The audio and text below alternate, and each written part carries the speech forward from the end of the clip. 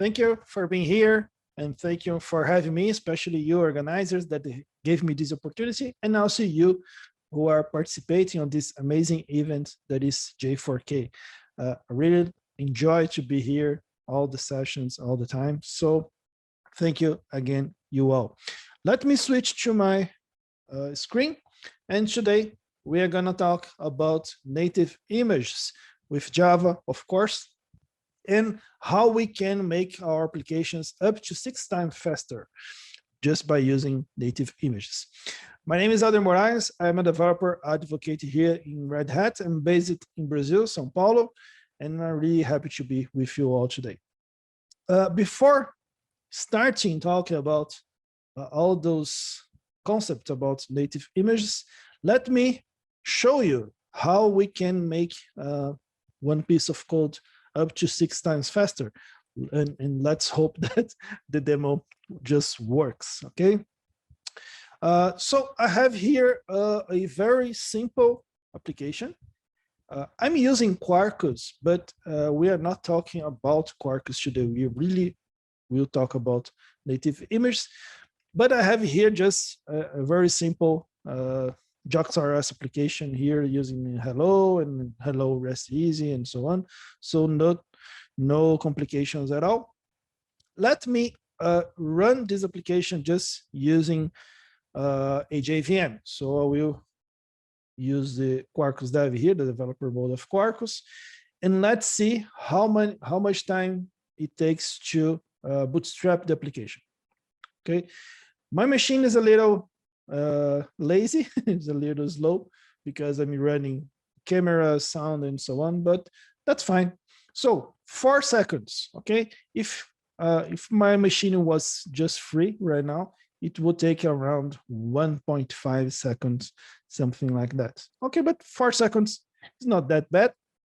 So let's get this very same application, but compiled in a native image and run and see how much time it takes to bootstrap the application. If you ever tried to compile a native image, you already know that it takes some time to generate, to compile the application. So I went and generated the native image before. So because with this whole streaming and so on, it would take around 5 minutes in this machine to compile.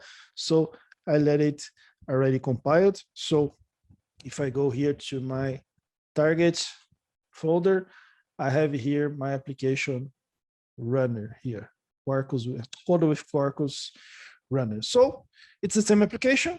I will just let this one down because I will have port conflict. But we have here 4.184. Let's see using native image. So target and code runner. And boom, 178.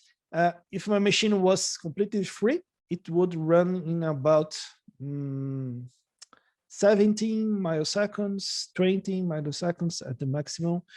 But let's make a quick math here. Where is my calculator? Here I have 4.185. And here we have 178. So we had 23 times, okay? So we didn't reach the 60 times, but yes, it's possible even more, even faster than this. But it's already good, right? Just, I didn't need to change any code. I didn't need to create another application. I didn't need to do anything.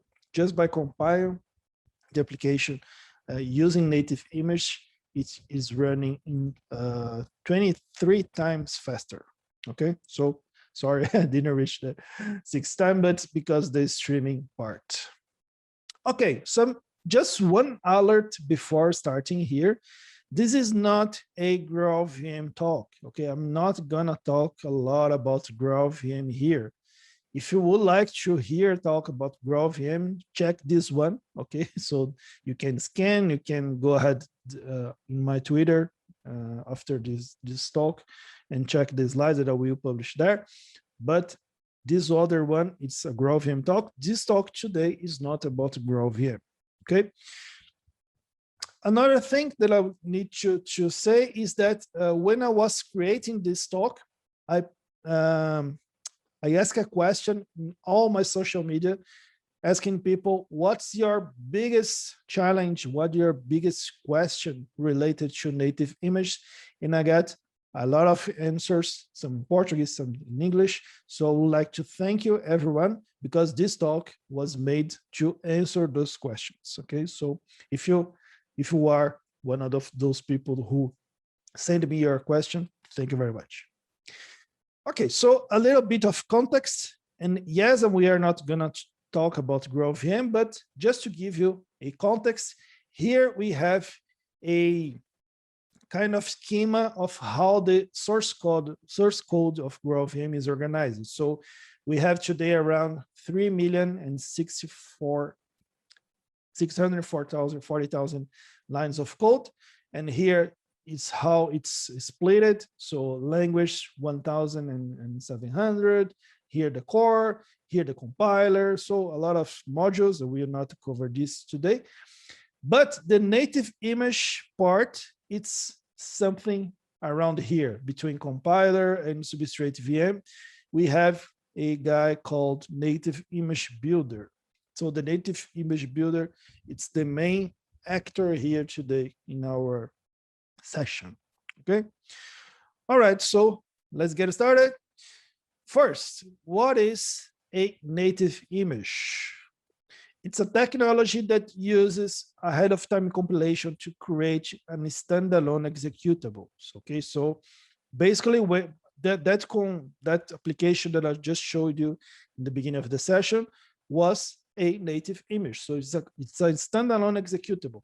What does it mean to be a standalone executable?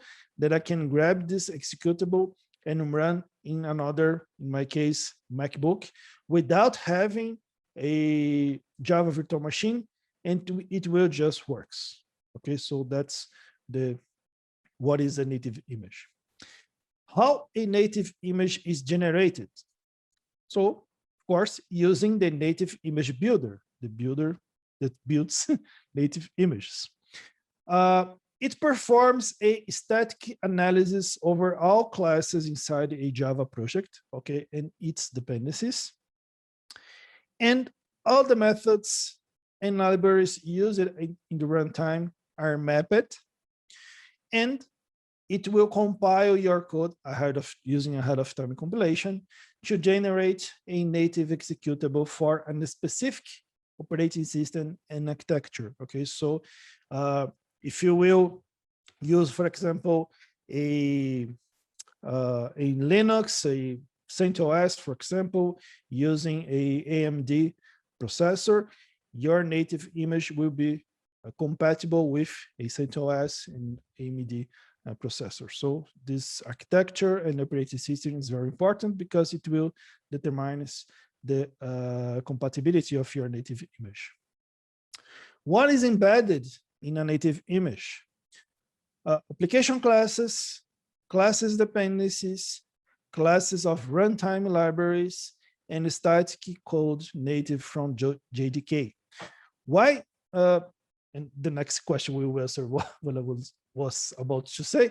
Do I need a JVM to run a native image? No.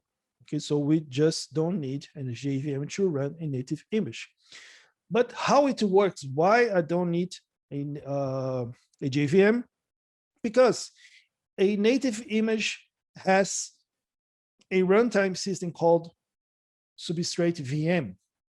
It's a kind of really, really simple and small JVM. It's not a JVM, okay? So but it has some components of a JVM. So a kind of memory management, a kind of a thread scheduling, a kind of a garbage collector. So, but really, really small. It's far from being something like the JVM itself. Okay, so let's cover some limitations of native images. first, before talking about the limitations, we need to do some assumptions. The first one is all the runtime code needs to be known in the compile time. Okay, so we like to say that a native image is immutable, and it really is. It's immutable. You can't put a new code in the runtime. You can't consider new method. Nothing. Anything that is compiled, it's final. Okay, so no new code is loaded in runtime. We assume that the native image compilation is a kind of optimization, okay, because it will run your code faster, as I just showed you. But we need to assume also that not all applications are optimizable for many, many reasons. Okay, so when we think about limitations, we will think about compatibility, and we have 4 groups of compatibility that we will cover today. The first group is features that work but require configuration. The second one is features that might work differently.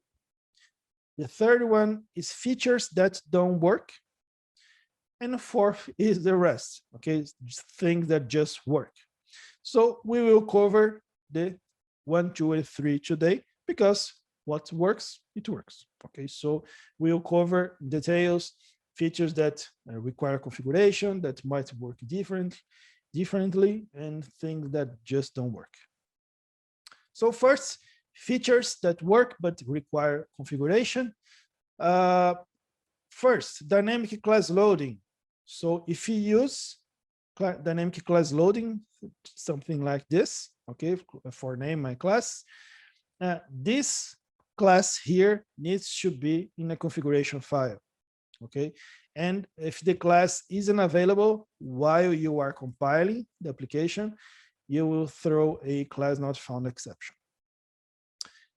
Reflection, it's interesting because in the first versions of native image back in 2007, because 2018, reflection basically didn't work, and they improved it a lot along on the course of the years. And now we have, it works, but it requires configuration. So basically, classes, methods, and fields accessed through reflection needs to be known ahead of time. The same case of dynamic classes, dynamic proxies.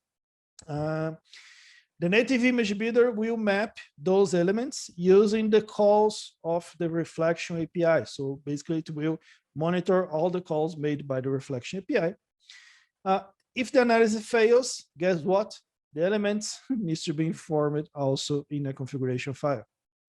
So, and talking about the class initializers, you can just use reflection there without any restrictions, okay? Dynamic proxy, supported if the bytecode were also generated ahead of time. For example, if you have a list of interface that defines proxies, this list needs to be known in the build time. Okay, so the calls that will be mapped related to dynamic proxies are new proxy instance and get proxy class. And again, if the static analysis fail, the interface list needs to be informed using configuration file. JNI, Java Native Interface, another one that will require some configuration. The case is very similar to reflection, okay? It will maps all the objects, the class, methods, and fields. And for the same reasons, the items must be informed using a configuration file, okay? As an alternative, you can use an API that is available on the native image package that's much easier to use than the GNI. Okay, so if you would like to check it, just go to this package down here. Okay. Serialization. So the metadata, sorry, must be informed in a configuration file as well. Simple like that. Okay. The second category here is features that might work differently. So it will work, but the behavior could change. So signal handlers, if you use signal handlers, by default, no signal handler is registered for a native image. To be registered, you must do it explicitly. So to register, just when you are compiling a native image, you can use this flag install exit handlers when building the image. Okay, so by using that's this flag, you will just have access to the same signal handlers provided by the JVM. Okay, class initializers. By default, all classes are initialized during the runtime of the image. Okay, so not in the build time. The default, it's to load the classes in the runtime, but it will not but it will ensure the compatibility of your application, but will limit optimization, because remember, the point of creating native image is to process as much as possible during the build time. So it will save for you that time spent on the build time, it will save on the runtime. Okay, so but for some kind of optimization and compatibility, you could change, in this case, the class initializers to the runtime. Okay, and if you but if you would like to move this default behavior from the runtime to the build time, you can do it, but it will but it will improve your startup time, and also you improve the performance peak of your application. And if you like to adjust, use the build time or use the runtime, just use these two flags here: initialize at build time or initialize at runtime. So you can do whatever you would like to do. Finalizers. So it's deprecated since Java 9, and the implementation for native image is too much complex. So they recommend this, you just don't use if you don't need it, and the behavior probably will be different. Threads. All the methods from the Java lang thread that are deprecated for a long time, it's not implemented on native image. So for example, thread stop that is deprecated since Java 1.2 is not available on native images. Debug and monitoring. The point here is to, okay. One thing that we need to think is that when we are talking about debugging monitoring, we are talking about tools that use interfaces that assume that some kind of bytecode is available during the runtime. That's how it works to debugging monitoring applications. Okay. But you don't have that bytecode available on runtime because there is no bytecode at all, because you have a native image. Okay, it's another kind of code. And that's why you have a lot of limitations when talking about debugging monitoring. So one option is using native tools as well. So for example, the GNU debugger or the vTune profiler, that are tools that work in native way, in a native approach. It will help you to have more options for debugging monitoring. And the third part here is features that just don't work. Okay, so invoke dynamic, because when you think about invoke dynamic, the method can change, and this can't happen when we are talking about native images. Security manager is not implemented in native image, so you will not work. Okay. So we now know all the limitations of native image. So let's now check the comparatives between native image and JVM and how we can differentiate one from other. First, for native image, the startup is faster, okay, because there is no class loading. All the classes were loaded, linked, and initialized during the build time. There's no code being interpreted, okay, there's no interpretation.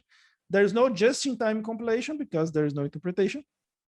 And even part of the heap were generated during the compilation. So you have a lot of the process that is usually done in the runtime in a JVM, in the native image is already done. The footprint is smaller. Okay, so because there is no metadata for loaded classes, there is no profiling data for JIT optimizations because there is no JIT. There's no sorry, there's no cache for interpreted code, and there's no JIT structures because guess what? There's no JIT. Okay, so why not using native image for just everything? Because it's just incredible. It's faster. There's the footprint is smaller, and the startup is great because there's no silver bullets, right? So let's check why we are not using native image for everything. First, because there's no support for JVMTI, Java Virtual Machine 2 interface. If you use it, there's no support. There's no support for Java agents, and there's no support for JMX, Java Management Extension. So if you need to use those tools, it will not work with a native image. It is good, but just for small heaps. Why? Because there is a very small garbage collector in the substrate VM. It's called serial GC.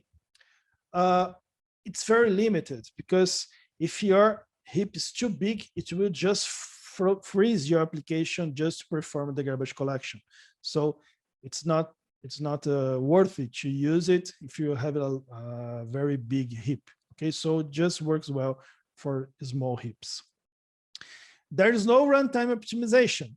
Okay, it's not good or bad, it's just a fact because all the optimizations are final. There is no just-in-time compilation, and now the optimizations, it's done once the application is compiled. So the performance of that application will be always the same, all right? There's no support for head dump and thread dump, or there is, but only for Enterprise Edition of GraalVM. We are not talking about GraalVM, but there is two versions, Community Edition, Enterprise Edition, and you have head dump and thread dump in Enterprise Edition, okay? But we are covering here just Community Edition. Okay, so I have the comparatives, I have the limitations. When should I use native image? I know that it will not work for everything, but it will work for what? So let's check here. When your application is small, it's a small application, can be invoked multiple times in a short period of time, and it has a short life cycle. So for example, CLI apps and serverless functions. So imagine that you have an application that will be called and will perform some task in 17 milliseconds, 20 milliseconds. And once it is done, you can just let it go. So that's a really good case for a native image. But if your application is big, have a big life cycle, it will make no difference if the startup will take like 10 seconds or 1 minute. It will stay just running all the day. So it's better to have a JVM because you have some optimizations in runtime. Okay, so that's where to use, where not to use native image. Yes, we are not talking about Quarkus today, but I need to make just some clarification here related to native image and Quarkus, because all the optimizations made on Quarkus are independent of using native images or not. Because I heard a lot of times people say, well, Quarkus is fast because of native image, Quarkus is fast because of GraalVM, and that's not the case. You can use Quarkus with whatever JVM that you would like to, but if you would like to generate a native image using Quarkus, yes, then you're going to use GraalVM, but that's the only case, okay? But if you would like to use Quarkus to build a native image, all the extensions available on Quarkus are 100% compatible, okay? You only need the native image builder through GraalVM or through Mandrill. And what is Mandrill? Okay, Mandrill is a fork made from the GraalVM Community Edition. And in general, it's just an OpenJDK in the native image builder. So if you recall that image when I showed you all the modules of the GraalVM, all those modules is not considered here on the Mandrill. We have just the OpenJDK in the native image builder. Why we did that? Because we would like to make better the support of native image generation for Quarkus, and also to bring a better support for Red Hat customers, and in the end of the day, to improve the contribution, because all the code that we made for Mandrill, all the issues that we solve, all the new features, whatever that we contribute to Mandrill is contributed back to the GraalVM Community Editions project. So we are here both improving our support for our customers, we improve the support for Quarkus generating native image, and we are improving the GraalVM Community Edition project itself. All right. So, my friends, I would like to just finish here to talking about the Red Hat developers. It's a program here at Red Hat where we create content for developers about Quarkus, about Java, containers, microservice, GraalVM, Mandrill, native image, Kubernetes, and so on, cloud native. So content made for developers. In fact, so if you like to check it, just go to this URL or scan this QR code here. All right, so thank you very much. I don't know if you have questions. Yes, I have some here. It's native image. Is native image operating system independent? No, it's not independent. If you generate a native image using Linux, it will just run on Linux. If you have on macOS, just macOS and so on. But it will not, it's not bad for backward for compatibility in Java, write once and run anywhere. Well, not if you are using containers, for example. So if you will run your application inside a container, the operating system is always the same. So there is no problem. Does native image plays well with containers, Docker? Yes, it's perfect. As I just said here, the last question. I don't know if you have more questions. If you're not, guys, you are always free to reach me on my Twitter. The either is here, YouTube, Instagram, whatever social media you like. Always available. Just ping me a message and I'll be happy to talk to you. See you next time. Bye-bye. Have a great evening.